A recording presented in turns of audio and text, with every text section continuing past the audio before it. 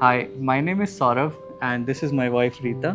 I am a software engineer by profession. I grew up in Dhanbad, and my wife is from Bihar. Hi so as you know my name is Rita. घर वाले मुझे रीतू बोलते हैं। मैं तो एक joint family में रही हूँ। काफ़ी बड़ा फैमिली था मेरा, अराउंड 35-40 लोगों का, और वो अभी भी जॉइंट फैमिली है। तो जो भी एक ओकेजन होता था, फेस्टिवल होता था, ऐसा लगता था कि पूरा मतलब हम लोग का घर ही काफ़ी है। मैं जब धनबाद में रहता था तो उस टाइम पे मेरे चाचा, मेरी बुआ, ये लोग सब मिलने आते थे मेरे से। तो मुझे लगता था ये लोग यहीं क्यों नहीं रह जाते, ये लोग वापस क्यों चले जाते हैं अपने अपने घर। और आज मैं बहुत मिस कर रहा हूँ अपनी फैमिली को, रीता की फैमिली को। यहाँ पे वो लोग होते तो बहुत अच्छा लगता।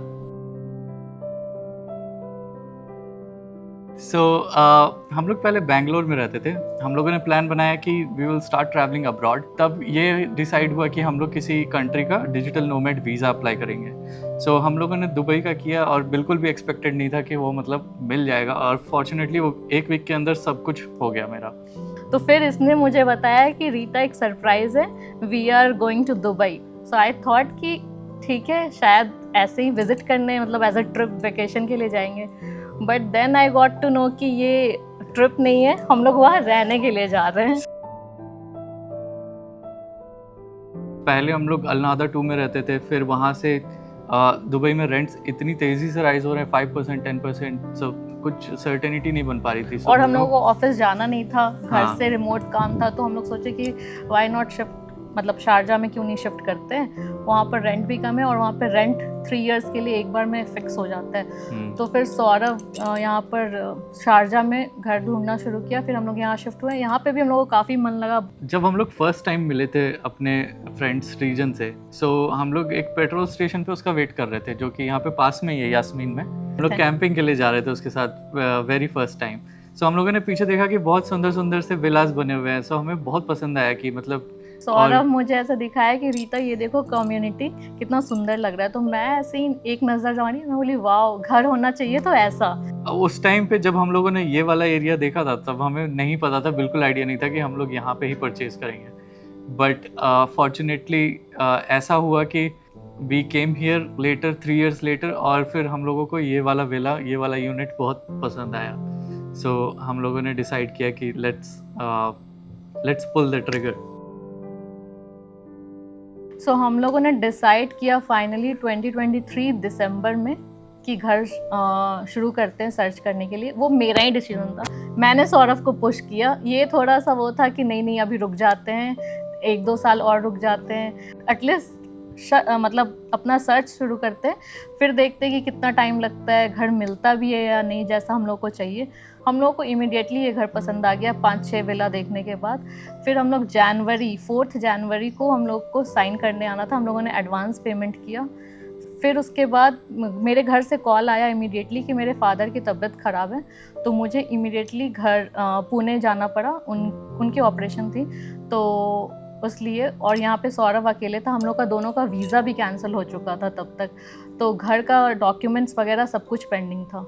जब पापा जी बीमार पड़े, उस टाइम पे हम लोगों को लगा कि राइट मोमेंट नहीं है इस चीज़ को रिवील करने के लिए, because it could have come as a shocker, और हमारे लिए बहुत सारे क्वेश्चंस का आंसर हमें देना पड़ता, जो कि हमारे पास भी नहीं था। क्योंकि हम लोग को ज़ीरो आइडिया था कि लोन कैसे मिलेगा। मतलब हम लोग थोड़े डरे हुए भी थे कि क्या हम लोग सही कर रहे हैं या नहीं कर रहे हैं, तो हम लोग इसलिए पूरा सब कुछ सीक्रेट रखे अपने तक।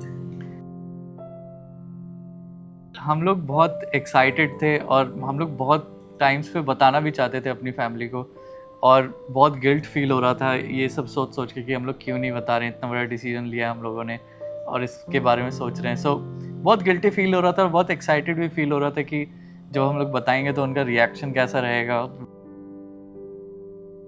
We explored a lot of options. मैं ऑफिस नहीं जाता हूँ, मैं घर से काम करता हूँ। आई वॉन्ट कि मतलब जहाँ मैं 24 आवर्स स्पेंड करूँ वो थोड़ा स्पेशियस हो, मेरे थॉट्स वहाँ पे इवॉल्व हों। मैंने पहले भी इस डेवलपर का प्रोजेक्ट देखा था एक दुबई में, I like it really back then. और यहाँ पे भी फेज़ 1 पे हमने मतलब एक्सप्लोर किया था, जब परचेज करने वाले थे तो हमें ग्रीनरी वगैरह बहुत अच्छी लगी, और बिल्ड क्वालिटी इनकी बहुत सॉलिड थी। We decided to go ahead. So उन्होंने हमें प्रॉमिस किया था कि ये सारा सिचुएशन वो हमारे लिए रिजॉल्व कर देंगे and they will get us a mortgage very easily, but हम लोग उनसे फॉलोअप करते रहे और 1.5 साल तक हम फॉलोअप करते रहे every day, each and every day, और उन्होंने हमें कुछ भी नहीं दिया. एट टाइम्स उन्होंने हमसे पैसे भी मांगे, हमने उन्हें पे किया, but they ran away with our money. आज की डेट में वो हमारे टच में भी नहीं है. We were shocked, and scared. scared. हम लोग एवरी डे जब भी वॉक के लिए निकलते थे तब अपना सेविंग्स, अपना इन्वेस्टमेंट्स एवरी डे हम लोग काउंट करते थे कि और कितना है. मतलब हम लोग एक्स्ट्रा जितना हो सके मैक्स टू मैक्स पेमेंट करना चाहते थे कैश के थ्रू, और जितना मिनिमम हो सके उतना मॉर्गेज लेना था हम लोगों को, ताकि वो हमारे लिए इजी हो Easy जाए हमारे केस के लिए. केस के लिए. हाँ, So that made it very challenging also, क्योंकि we didn't want कि मतलब रीता पे स्ट्रेस पड़े बहुत ज़्यादा, बट वो स्ट्रेसफुल सिचुएशन हो ही गया था. सो यहाँ पे अब हम लोग दोनों ही रहते हैं, तो मैं इसको बताता था कि क्या चल रहा है इस साइड पे, फिर उसके बाद ये भी सोचती थी, फिर मैं भी सोचता था, बट हम लोगों ने मतलब हम लोग बहुत रेजिलिएंट रहे through out the period. So hand over delay हो गया था, 3 महीने उन्होंने डिले कर दिया था.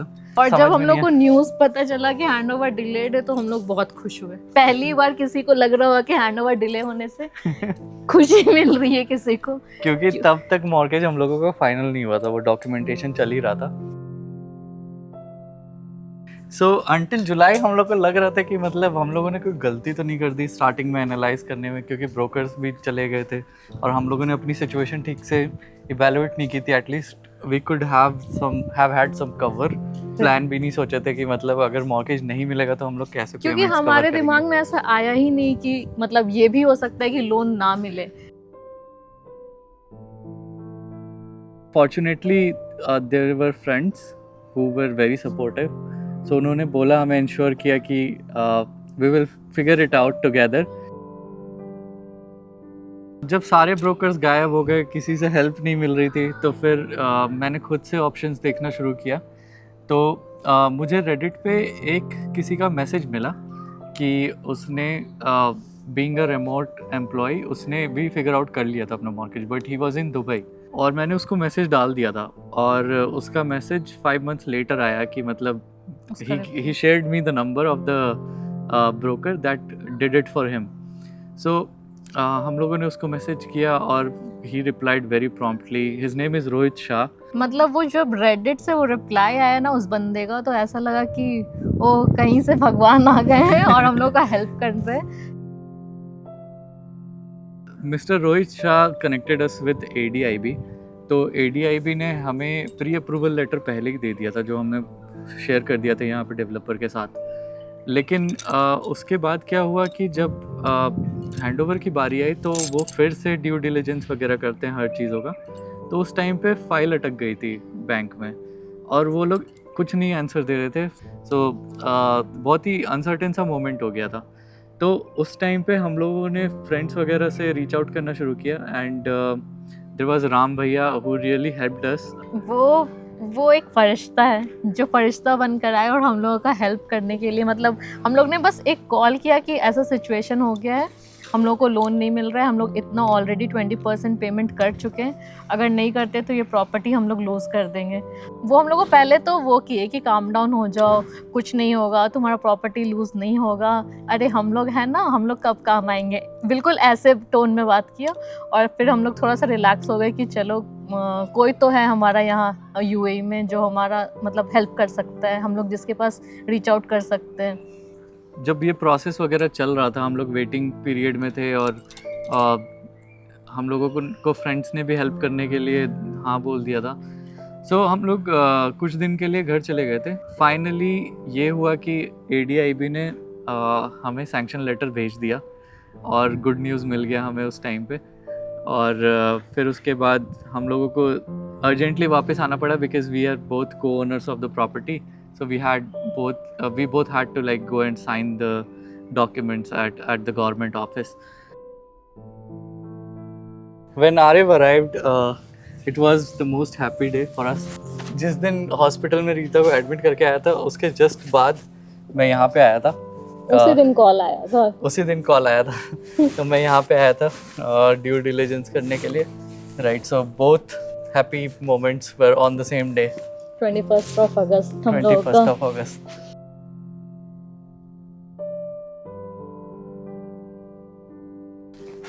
हमें कोई ऐसा स्पेस चाहिए जहाँ पे आरिफ ग्रो कर सके और अपनी रूट्स को सेटल कर सके। अब पहले हम लोग रेंट पे इधर उधर घूमते रहते थे, so we didn't want him to lose his friends whenever we move.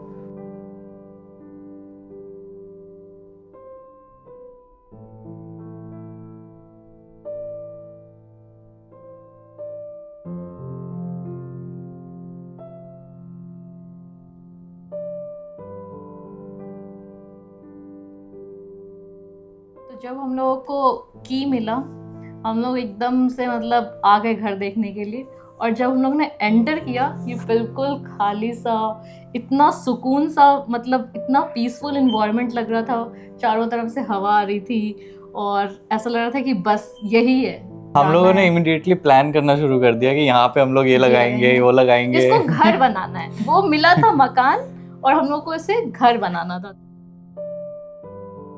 हमें ऊपर एक मंदिर वाला एरिया बनवाना था, नीचे हमें लिविंग रूम्स अपने हिसाब से कस्टमाइज़ करने थे। एक रूम हमें ऑफिस चाहिए था, एक रूम हमें आरिफ के लिए चाहिए था। तो 2-3 डिज़ाइनर से बात करने के बाद ऐसा लगा कि लेट्स चक इट, अब हम लोग को खुद से करना चाहिए, हम लोग कर सकते हैं। तो हम लोग मतलब डिसाइड किए कि सौरभ लेट्स डू इट, करते हैं, क्यों नहीं होगा। तो हम लोग थोड़ा बहुत पिंटरेस्ट से आइडिया लिया, सोशल मीडिया, इंस्टाग्राम, यूट्यूब, बहुत जगह देखा कि कैसे लोग घर करते। स्टार्टिंग में हमें कोई भी आइडिया नहीं था कि मतलब कहाँ से स्टार्ट करना चाहिए, कौन सी चीज़ पहले करवानी चाहिए। And we did make a lot of mistakes कि मतलब किस सीक्वेंस में हमें चीज़ें खरीदनी चाहिए। But we started exploring carpets first because I really wanted and Rita also wanted कि मतलब हम लोग घर पे बहुत सारे कारपेट्स रखें। हम लोग दुबई मॉल गए, हम लोग पता नहीं कौन कौन सा मॉल है दुबई में, सारा एक्सप्लोर कर डाले। आइकिया और होम सेंटर, पैन होम, सब जगह एक्सप्लोर किया, कुछ समझ में नहीं आया। तो देन वी फाइनली डिसाइडेड कि हम लोग सारा कुछ कस्टमाइज्ड बनवाएंगे, जो हम लोग का विजन है वैसा बनवाना है। और होम सेंटर में भी काफ़ी सारा ऑप्शंस था, लेकिन नहीं, हम लोग को चाहिए था कि हम लोग को वैसा ही चाहिए जैसा हम लोग को सोच के रखा है। तो फिर हम लोगों को फाइनली एक जगह मिला जहाँ से हम लोग कस्टमाइज करा सकते थे। तो ये आप जितना भी सोफ़ा देख रहे हैं इस घर में, जितना भी फर्नीचर है, सब कुछ कस्टमाइज्ड है। हम लोग जब कारपेट्स लेने गए थे तो हम लोग के दिमाग में एक थीम था कि हम लोग को एक लिविंग रूम को बिल्कुल क्लाउड बनाना है, क्लाउड डिजाइन में, और दूसरा लिविंग रूम को बिल्कुल समुंदर, ओशन। तो ये जब रूम रेडी होने लगा तो हम लोग को लगा कि हाँ, ये पीस सारा सब कुछ सेट बैठ रहा है। हाँ, बहुत बीच में तो मतलब बहुत बार ऐसा हुआ कि नहीं, ये नहीं, ऐसा नहीं, वैसा नहीं, मतलब लड़ाई तो होना ही है। अगर घर डिजाइन हो रहा है तो हस्बैंड और वाइफ के बीच में लड़ाई होना ही है। बट अल्टीमेटली मेरा बात माना जा रहा था। सो इस रूम को हम लोग ओशन थीम में डिज़ाइन करना चाहते थे। बिल्कुल, आप देखोगे तो बिल्कुल ऐसा लगेगा कि वो ओशन के जैसा है। और जो ये सोफा है, ये शिप के अंदर जिस टाइप का शेप होता है उस टाइप को रिसेंबल करता है, और शिप के अंदर जो डेक होता है उसको ये टेबल रिसेंबल करता है। ये आइलैंड पे एक ट्री है, सो आप इमेजिन कर सकते हो कि ये वेव्स जो है उस आइलैंड पे जाके टकरा रही है।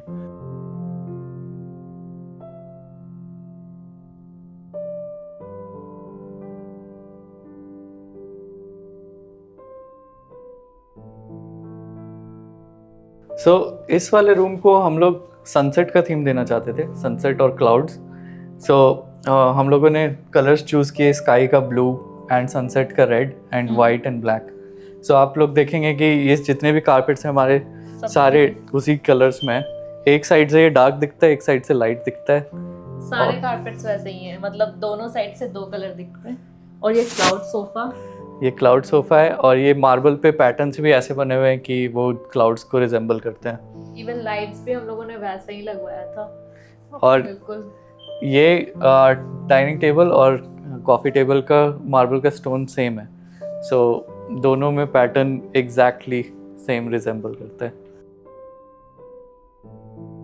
सो ये जो आप आउटर स्पेस देख रहे हैं ये बिल्कुल भी ऐसा नहीं दिख रहा था। हम लोग इमेज डाल देंगे कैसा दिख रहा था ये। यहाँ पूरा सैंड था और कुछ भी नहीं था यहाँ, एक भी लाइट्स नहीं थे। So Rita came up with an idea, all credits to her, कि ये उसने लेआउट डिज़ाइन किया और कुछ प्रॉप्स जैसे ये यहाँ पे प्लांटर बॉक्स है, ये जितने भी प्लांटर बॉक्स में ये वेरिएशंस है ये सारा मतलब रीता ने ही डिज़ाइन किया है। फिर सौरभ ने उसका मैंने जो डिज़ाइन दिया, सौरभ ने उसको अच्छे से बनाकर यहाँ पे जो लैंडस्केपिंग वाले हैं उनको प्रपोज किया आइडिया, और फिर वो आइडिया आपको यहाँ पे सामने दिख रहा है। एग्जैक्टली और ये परगोला जो है ये भी रीता ने चूज़ किया था और ये फर्नीचर भी रीता का ही चूज़ किया हुआ है। और पीछे जो आप प्लांट्स देख रहे हैं ये हम लोग मैंने इमेजिन किया था कि अरेका पाम जो है वो बहुत ही सुंदर लगेगा। हम लोग को बिल्कुल जंगल थीम बनाना था, तो सौरभ ने बोला कि अरेका पाम लगाते हैं यहाँ पे, बहुत अच्छा लगेगा, वो काफ़ी मतलब जंगल थीम जैसा वाइब देगा। और ये मेरा छोटा सा पूजा का है, तुलसी जी का पेड़ यहाँ पर अलग से बनवाया है कि ताकि यहाँ पे हम लोग अच्छे से पूजा वगैरह कर सके। सो किचन हमें बड़ा चाहिए था और ये उतना वाला हिसाब से मिला नहीं, बट जितना मिला काफी है। मतलब क्या है, स्टोरेज स्पेस बहुत ज्यादा है, स्टोरेज तो काफी ज्यादा है। हाँ, और साथ के साथ सॉफ्ट किचन भी है बाहर। सो स्टार्टिंग में हमने सोचा था कि हम इसको बार काउंटर बनाएंगे।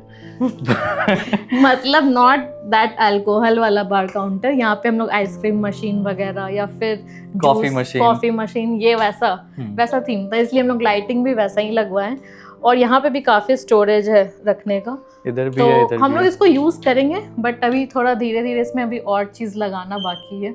इस रूम को हम लोग पूजा रूम की तरह बनाना चाहते थे। ये बेसिकली अपर वरांडा है, अपर लिविंग रूम, जहाँ पे हम लोग बैठ के पूजा कर सकें और फ्रेंड्स वगैरह जैसे आते हैं क्लोज फ्रेंड्स तो उनके साथ भी टाइम स्पेंड कर सकें। तो जो मुझे टेम्पल चाहिए था उसमें एक रूफ चाहिए था ऊपर से, ताकि मैं उसमें घंटी लटका सकूं, और एक वो बिल्कुल जैसा बाहर आप मंदिर में जाते हो तो बिल्कुल टेम्पल का शेप होता है, बिल्कुल मुझे वो घर में चाहिए था। तो बिल्कुल आप ये देख रहे हो मार्बल थीम का ये टेम्पल है, इधर शेप भी बिल्कुल टेम्पल का बना हुआ है, और यहाँ पे चौकी लगा हुआ है भगवान का, जो हम लोग ग्रीप पूजा के बाद यहाँ पे स्थापना करेंगे। ये सबसे ट्रेडिशनल एरिया है घर का, दैट्स व्हाई रीता वांटेड कि हमें कोई ट्रेडिशनल कारपेट भी मिले इसके लिए।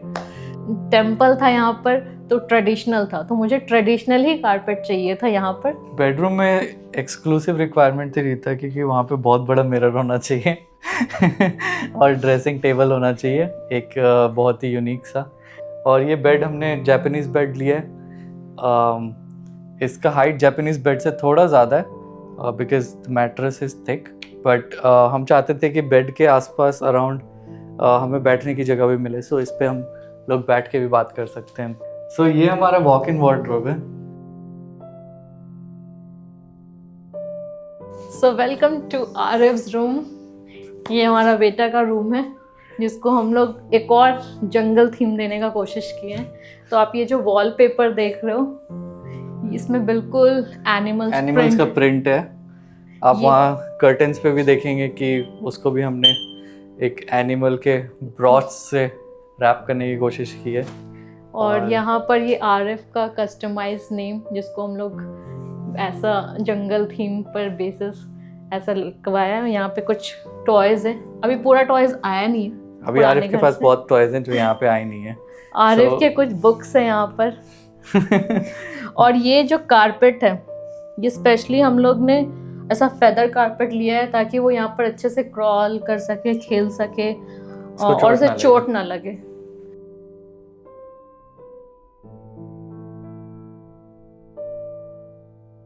सो ये है हमारा office room. This is still work in progress. ये हमारा सेकंड सॉफ्ट किचन है। ये मेरे लिए बहुत यूजफुल है और आरिफ के लिए, बिकॉज यहाँ से हम आइसक्रीम बना के खाएंगे। I have gotten my dream machine of my life which was gifted by Rita. So हम लोगों ने सोचा था कि अब इतना डिले हो ही गया तो हम लोग सरप्राइज देंगे अपने पेरेंट्स को यहाँ बुला के। लेकिन हम लोगों ने बता दिया फ़ोन पे ही बताया पेरेंट्स को। पहले रीता ने बताया, फिर मैंने अपने पेरेंट्स को बताया। They were surprised, shocked and worried also कि मतलब why they are settling in another country kind of. You are very fortunate to have your own house since you were born. In the future, whenever you are looking back at this, know how your parents struggled to get this, how we thought about your future, and how it all really came together. तो हम लोग ये video बनाना चाहते थे क्योंकि हमारे parents unfortunately नहीं आ पा रहे हैं, ये सिचुएशन की वजह से कुछ भी मतलब कॉन्क्रीट डिसाइड हो नहीं पाया। सो हम लोग इस वीडियो के थ्रू उनको दिखाना चाहते थे कि कितना सुंदर हमारा घर बना है और हम लोग कितना मिस कर रहे हैं उनको। हम लोग कितना एक्सपेक्ट कर रहे थे कि वो लोग यहाँ पे होते काश। और सही में हर एक चीज़ देखते अभी वो 2 लोग। दिन पहले जस्ट मेरी मॉम का फ्लाइट कैंसिल हुआ है। मेरे को तो ऐसा रोना आया कि अरे यार आ जाते, कोई तो आ जाता। तो वैसा मतलब एक जो होता है ना, पूजा तो करवा रहे हैं बट एक जो हमारे बड़ों का आशीर्वाद है वो हम लोग मिस कर रहे हैं।